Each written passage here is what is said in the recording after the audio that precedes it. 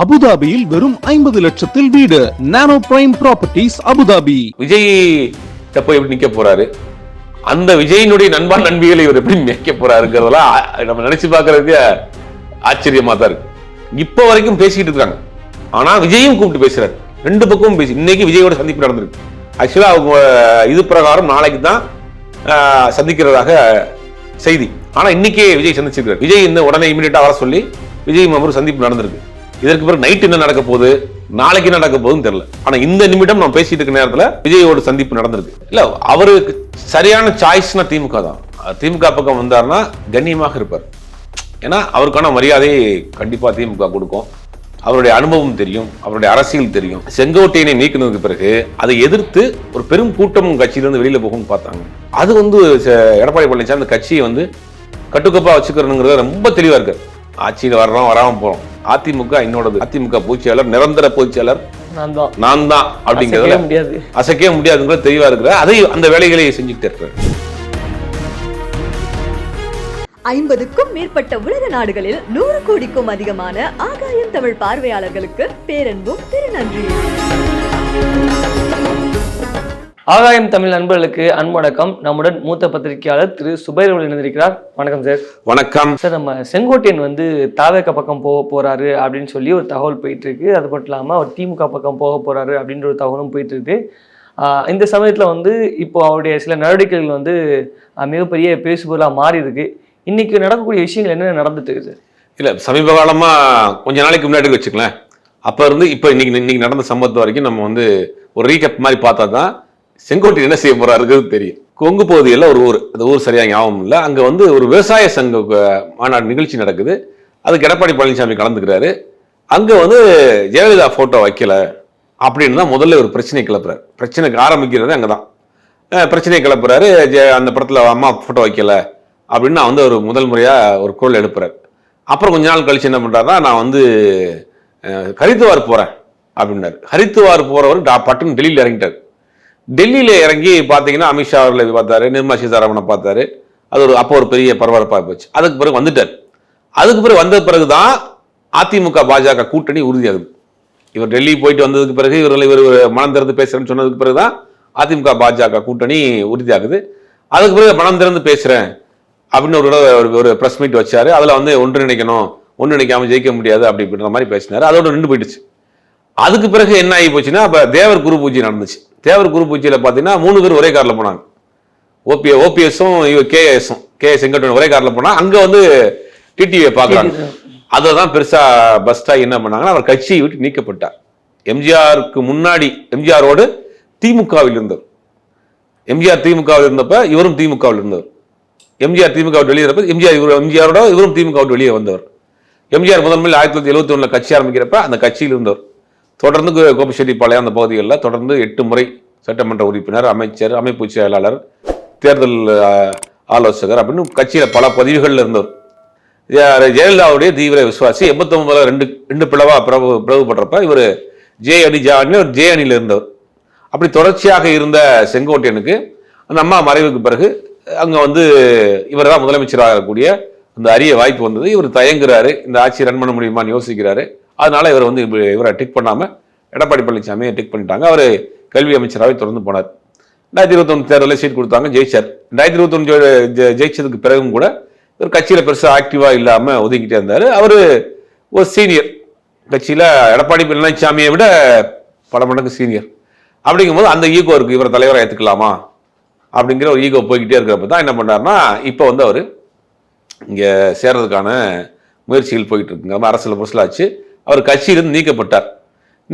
நேற்று இருந்தே அவர் செய்தி போது அவர் வராரு, சென்னைக்கு வர போறாரு, எம்எல்ஏ பதவி ராஜினாமா செய்ய போறாருன்னு பாக்குறப்ப இன்னைக்கு கரெக்டாக காலையில் அதே மாதிரி எம்எல்ஏ பதவி ராஜினாமா செய்து விட்டார். அதிமுகவில் 2021 சட்டமன்ற தேர்தலில் தேர்ந்தெடுக்கப்பட்ட எம்எல்ஏக்களில் 2வது நபர் இவர். முதல்ல நம்ம மனோஜ் பாண்டியன், PH பாண்டியனுடைய பையன் மனோஜ் பாண்டியன் எம்எல்ஏ பதவியை ராஜினாமா செய்து விட்டு ஓபிஎஸ் ஆதரவாளர் இருந்தவர். ராஜினாமா செய்து விட்டு ஒரு திமுகவை சேர்ந்தார். இப்ப 2வது எம்எல்ஏ 2021 அதிமுகவில் தேர்ந்தெடுக்கப்பட்ட சட்டமன்ற உறுப்பினர் 2வது எம்எல்ஏவாக இவர் ராஜினாமா செஞ்சிருக்காரு. ராஜினாமா செஞ்சுட்டு இவர் என்ன செய்ய போறார் அப்படின்னு பாக்குறப்ப, காலையில பாக்குறப்ப சட்டமன்றத்தில் காலையிலிருந்து இப்ப நம்ம பேசிட்டு இருக்க வரைக்கும் ஏகப்பட்ட ட்விஸ்ட். அவரு எம்எல்ஏ பதவியை ராஜினாமா செஞ்சுட்டு அங்கே எம்எல்ஏ இது அமைச்சரவை செக்ரட்டரியேட்டில் இருக்கக்கூடிய ஒரு ரெஸ்ட் ரூமில் வந்து இவரை மீட் பண்ணுறாரு. ஒரு கெஸ்ட் உட்கார ரூமில் வந்து அமைச்சர் சேகர் பாபு மீட் பண்ணுறாரு. மீட் பண்ணோடனே இவர் வந்து அங்கே போக போகிறாரு, இது இன்னைக்கு நடந்த சம்பவம் அங்கே போக போகிறாரு அப்படிங்கிற ஒரு செய்தி போச்சு. அப்புறம் அங்கேருந்து நேரம் கிளம்பி அவருடைய எம்எல்ஏ ஹாஸ்டல் ரூமுக்கு வர்றாரு. ரூமுக்கு வந்த பிறகு அங்கேருந்து கார் போகுது, காரை ஃபாலோ பண்ணி போகிறாங்க, போய் திருப்பி யூடர்ன் பண்ணி வர்றாரு. இப்படி காலிலிருந்து பிடிந்து காரை யூடர்ன் பண்ணி வர்றது, காரை மாறி போகிறது, சேசிங்கிற மாதிரி ஓடிட்டு இருந்துச்சு. இப்போ ஓப்பனாக சொல்லணும்னா திமுக தரப்பிலிருந்தும் அவர்கிட்ட பேசுகிறாங்க. திமுக தரப்புல வந்து நீங்கள் வந்துருங்க, செங்கோட்டையன் வந்துருங்க. செங்கோட்டையனுக்கு என்ன ஒரு சிக்கல் திமுகவுக்கு போகிறது அப்படின்னா, முத்துசாமி, தோப்பு வெங்கடாசலம் இவர்கள்லாம் வந்து அங்கே இவரை எதிர்த்து அரசியல் செஞ்சு கொண்டிருக்கக்கூடிய லோக்கல் அரசியல்வாதிகள். இவங்க 2 பேருமே அதிமுக வந்தவங்க தான். தோப்பு வெங்கடாசலமா இருக்கட்டும், முத்துசாமியா இருக்கட்டும், அதிமுகவை சேர்ந்தவங்க தான். முத்துசாமி இவரும் சமகாலத்தில் உள்ளவங்க. இப்ப அவர் அங்க இருக்கிறார், இவரை விட முன்னாடி போயிட்டாரு, அமைச்சரா இருக்காரு. இப்ப அங்க போனோம்னா அதுக்கு அடுத்த வழியில நிக்கணுமே, அந்த மாவட்டத்துக்குள்ள நம்ம அரசியல் பண்ண முடியாதுங்கிற ஒரு தயக்கம் இருக்கு. இருந்தாலும் அவங்க பேசிட்டு இருக்கிறாங்க. இந்த விஷயம் வந்து விஜய்க்கு தெரிஞ்சிருச்சு, விஜய் தரப்புக்கு தெரிஞ்சு நீங்க வந்து உடனே பார்க்கலாம் அப்படின்னு நம்ம பேசிட்டு இருக்க இந்த நேரத்தில் விஜயும் செங்கோட்டையனும் சந்திக்கிறார்கள். இதை பத்தின போட்டோ செய்திகள்லாம் நாளைக்கு சந்திச்சது மாதிரி வரும். ஆனா இன்னைக்கு வந்து சந்திப்பு வந்து நாளைக்கு தான் அவங்க பிளான் பண்ணாங்க. அதுக்கு முன்னாடி ஒரு சந்திப்பு நீங்க நடக்குது. விஜயும் செங்கோட்டையனும் இன்னைக்கு சந்திக்கிறாங்க. ஏன்னா செங்கோட்டையன் ஒரு ஆசிலேஷன் இருக்கிறாரு. ஒருவேளை அந்த பக்கம் வண்டி பனையூர் போகாம தேனாம்பேட்டை போயிடுச்சு சிக்கலாயிருமேனு இமிடியட்டாக வந்து இவரை வந்து உள்ள கொண்டு லாக் பண்ற வேலையை செய்யறாங்க. யார் செய்யறாங்க? தாவேகா தரப்புல இருந்து என்ன நடந்திருக்கு அப்படின்னா, ஆதவர்ஜினா தான் இந்த வேலைகளை செஞ்சிருக்கிறார். ஆதவர்ஜினாவுக்கு மேல்மட்டம் கொடுத்த இன்ஸ்ட்ரக்ஷன். மேல்மட்டம்னா யாருன்னு கேட்க மாட்டீங்களா? சொல்லுங்க. தாவேக்காலாம் கிடையாது, பாஜக கொடுத்த இன்ஸ்ட்ரக்ஷன். இவரை நீங்க கொண்டு வந்து எப்படியாவது இங்க உள்ள சேருங்க அப்படின்னு. அப்ப என்ன பண்றாங்கன்னா, தாவேக்கா உடனே விஜய கான்ஃபரன்ஸ் காலில் பேச வச்சு நீங்க வந்துருக்கண்ணே, நீங்க சீனியரு, உங்களுக்கு உரிய மரியாதை கொடுப்போம், எங்களுக்கு நீங்க ஒரு ஆலோசனை பண்ணுங்க, வழிகாட்டுங்க அப்படி இப்படின்னு பேசணுன்னே அவர் ஓரளவுக்கு இறங்கி வந்திருக்காரு. வேற ஆப்ஷனே கிடையாது. திமுகவுக்கு போனா அங்க முத்துசாமி, தோப்பு வெங்கடாசலம் அந்த பிரச்சனை. அதிமுகவுக்கு போனா அங்க வந்து எடப்பாடியோட நம்ம மிங்கல முடியாது, வேற வழியே கிடையாது. பாஜக கூட போனா பாஜக ஆல்ரெடி அதிமுக கூட கூட்டணி போயிருச்சு. அப்ப தாவேக்காவுக்கு தான் போக வேண்டிய கட்டாயத்துக்கு தள்ளப்பட்டார். அதுல பெரிய கொடுமை என்னன்னா, எம்ஜிஆரை தலைவர்னு சொன்னவர், எம்ஜிஆரை முதலமைச்சராக்குவேன் என்று சொன்னவர், ஜெயலலிதாவை முதலமைச்சராகவேன் என்று சொன்னவர், அப்புறம் வந்து இன்னைக்கு வந்து விஜய் தலைவர்னு சொல்லக்கூடிய நிலைமைக்கு நீங்க வந்து நிற்கிறார். இது உண்மையிலேயே வந்து அவருக்கு அரசியலை விட்டே போயிருக்கலாது. 80 வயசு ஆக போகுது, பல பதவிகளை பார்த்துட்டாரு, பல முறை சட்டமன்ற உறுப்பினர் இருக்காரு, அமைச்சரா இருந்திருக்காரு, 80 வயசு ஆக போகுது. அப்படிப்பட்ட ஒரு நபர் விஜயை வந்து தலைவர் எப்படி ஏத்துக்கிட்டு மனம் ஒப்பி போய் அங்க இருக்கிறாரு, எப்படி போய் இருக்க போறாரு அப்படிங்கிறது தெரியல. வயது ஒரு முக்கியம் கிடையாது, நான் சொல்ற வயது காரணம் சொல்ல. இப்ப விஜய் வந்து ஒரு பெரிய கள போராளி, களத்தில் நிற்கிறாரு, மக்கள் பிரச்சனைக்கு பேசுறாரு, தொடர்ந்து குரல் கொடுக்குறாரு, கடுமையா உழைக்கிறாரு. அவருடைய உழைப்பையும் அந்த ஆற்றலையும் பார்த்து நான் அவர் பின்னாடி போய் நிற்கிறேன் அப்படின்னு சொன்னா கூட அதுல ஒரு லாஜிக் இருக்கு. அவர் வீட்டை விட்டு வெளியே வர்றதுக்கு மாசத்துக்கு தான் வர்றாரு, அறிக்கை மட்டும்தான் வருது. ஒரு அரசியலே ஒன்றும் ஒரு புரிதல் இல்லாமல் இருக்காரு. அவரை நீங்க எப்படி தலைவராக எடுத்துட்டு போவீங்க? எம்ஜிஆர் தலைவராக எடுத்தவர், ஜெயலலிதா தலைவராக எடுத்தவர், கலைஞரோட அரசியல் பண்ணவர், எம்ஜிஆரோட அரசியல் பண்ணவர், அண்ணாவோட அரசியல் பண்ணவர். இப்படி நீங்க போய் விஜய் தலைவர்னு சொல்லி ஏத்துக்கிற போறாரு செங்கோட்டையன்கிறது, அது வந்து நமக்கே ஆச்சரியமா இருக்கு. ஆனா அவருக்கு வேறு வழி இல்லை. திமுகக்குள்ள போனா இந்த சிக்கல்லாம் இருக்கு, அதிமுகக்குள்ள போனா இந்த சிக்கல்லாம் இருக்கு, வேற வழி இல்லை. பாஜகவை நம்பி போய் இன்னைக்கு நிற்கிறார். பாஜக தான் வந்து இவரை வைத்து எடப்பாடி பழனிசாமியை அதிமுக பாஜக கூட்டணியை உறுதி பண்றதுக்கு இவரை ட்ரம்ப் கார்டை பயன்படுத்தினாங்க. எடப்பாடியை மிரட்டுவதற்கு செங்கோட்டையனை பயன்படுத்தினாங்க. நீங்க மரியாதையா அதிமுக பாஜக கூட்டணிக்கு வந்து தேசிய ஜனநாயக கூட்டணிக்கு வந்துருங்க, இல்லையா உங்களை நாங்க பொதுச் செயலாளர் தூக்கிட்டு செங்கோட்டையனை பொதுச் செயலாளர் வைக்கிறோம், கட்சியில் செங்கோட்டையனை வச்சு கைப்பற்றிடுவோம்னு ஒரு மிரட்டல் கொடுக்கப்பட்ட பிறகு அவர் வந்தார். அப்ப இந்த வேலை முடிஞ்சவனே செங்கோட்டையன் கழட்டி விட்டாங்க. இப்ப செங்கோட்டையன் எங்க போறதுன்னு தெரியல. பிஜேபி கழட்டி விட்டுச்சு. ஓபிஎஸ்ஐ, டிடிவிஐ கழட்டி விட்ட மாதிரி செங்கோட்டையனையும் கழட்டி விட்டு செங்கோட்டையன் எங்க போகுதுன்னு தெரியல.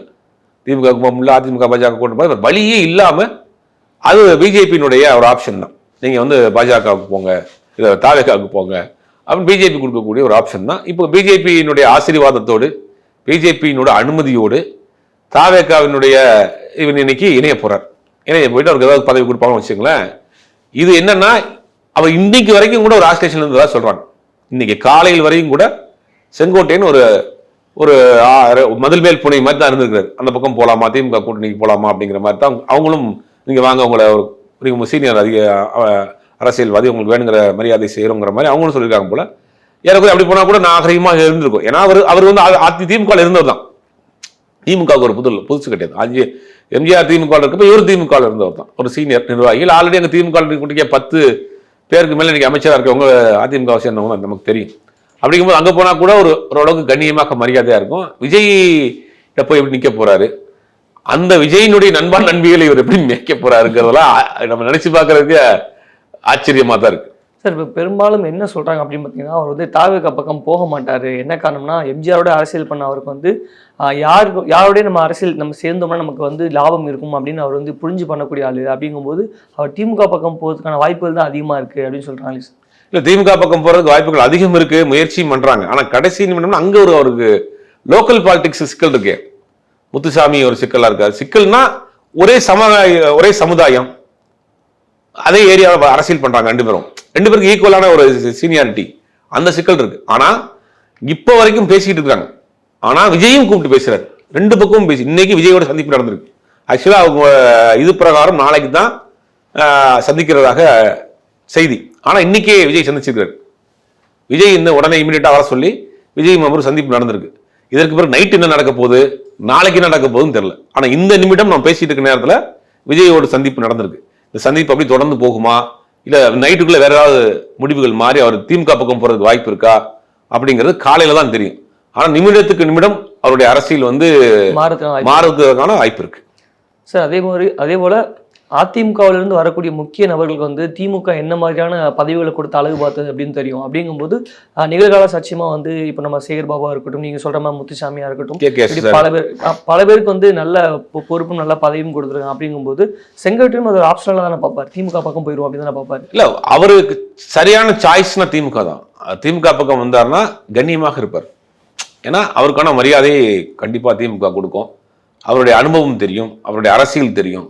அங்க இருக்கிறவங்களுக்கு யாருக்கு தெரியும்? நண்பா நண்பிகளுக்கு செங்கோட்டையன் முதல்ல யாரும் புரிய வைக்கணும்.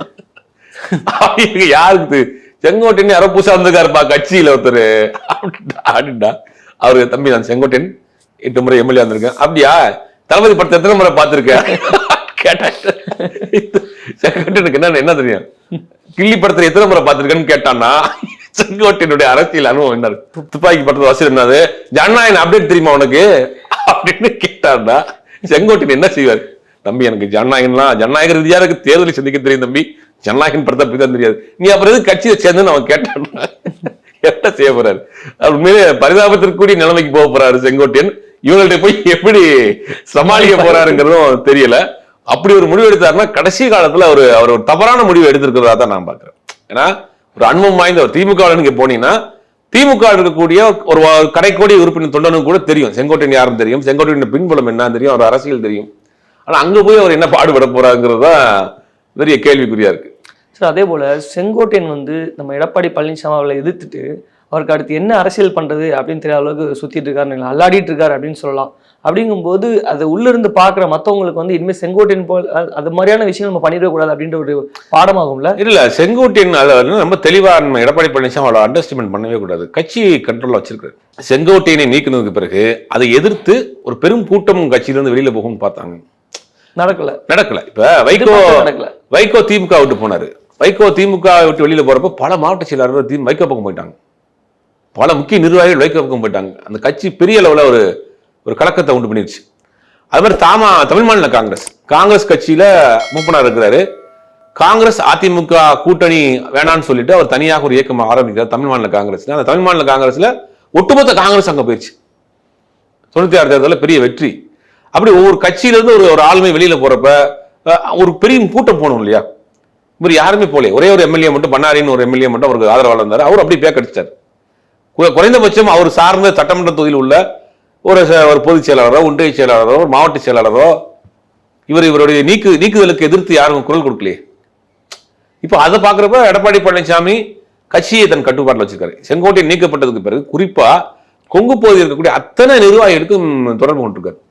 செங்கோட்டையன் பர்சனலா பேசி நம்ம கட்சியை இது மாதிரி எதுவும் பண்ணிடக்கூடாது, நீங்க எங்கூட தான் இருக்கணும், உங்களுக்கு என்ன பண்ணணும் அப்படின்னு பர்சனலா லைன்ல போயிருக்காரு. அது எடப்பாடி பழனிசாமி அந்த கட்சியை கட்டுக்கோப்பா வச்சுக்கிறனுங்கிறத ரொம்ப தெளிவா இருக்காரு. ஆட்சியில் வர்றோம் வராம போறோம், அதிமுக என்னோடது, அதிமுக பொதுச்செயலாளர் நிரந்தர பொதுச்செயலாளர் நான் தான் அப்படிங்கிறத அசைக்கவே முடியாதுங்கிறத தெளிவா இருக்கிற அதை அந்த வேலைகளை செஞ்சுக்கிட்டே இருக்கிறார். அப்ப செங்கோட்டையனுடைய அந்த வெளியேற்றம் இவ்வளவு நாள் கட்சியில் இருந்திருக்காரு, குறைந்தபட்சம் அந்த பகுதியில் செல்வாக்குள்ள ஒரு மாவட்ட செயலாளர் வெளியே போயிருக்கணும். இப்ப மல்லை சத்யா மதிமுக வெளியே போனார். ஒரு முக்கிய பல நிர்வாகிகள் போறாங்க, ஒரு சிறு கூட்டம்னு வச்சுக்கங்களேன். ஆனா இவர் பக்கம் எதுவுமே இல்லையே, தனியா தர வந்துட்டு போறாரு. மல்லை சத்யாவுக்கு பின்னாடி ஒரு கட்சியினுடைய பல நிர்வாகிகள் போறாங்க. ஆனா இவர் எம்எல்ஏ, கரண்ட் எம்எல்ஏவா இருக்கிறாரு, பல முறை அமைச்சராக இருந்தவர், கட்சியின் 2ஆம் கட்ட முகம் வந்து ஜெயலலிதாவுக்கு அடுத்து ஒரு முகமா இருந்தவர். இன்னைக்கு கூட சோசியல் மீடியா கால 91 முதல்ல ஜெயலலிதா அவர்கள் வந்து முதலமைச்சராக பதவியேற்றதுக்கு பிறகு ராஜ்பவன்ல அமைச்சரவை போட்டோ ஒன்று இருக்கும், குழு போட்டோ, அது சோசியல் மீடியா போட்டுட்டாங்க. அதுல வந்து இவர் உட்கார்ந்துருக்காரு, அந்த மாதிரி அடுத்த சீட்ல உட்கார்ந்துருக்காரு 91. அப்படிப்பட்ட ஒரு நபர் நண்பா நண்பிகளோட அரசியல் பண்றதுக்கு தயாராயிட்டாருங்கிறது தான் வருத்தமான விஷயமா இருக்கு. உங்களுடைய கருத்துக்களை எங்களோட பகிர்ந்து மிக்க நன்றி சார். அபுதாபியில் வெறும் 50 லட்சத்தில் வீடு. நானோ பிரைம் ப்ராப்பர்ட்டிஸ் அபுதாபி.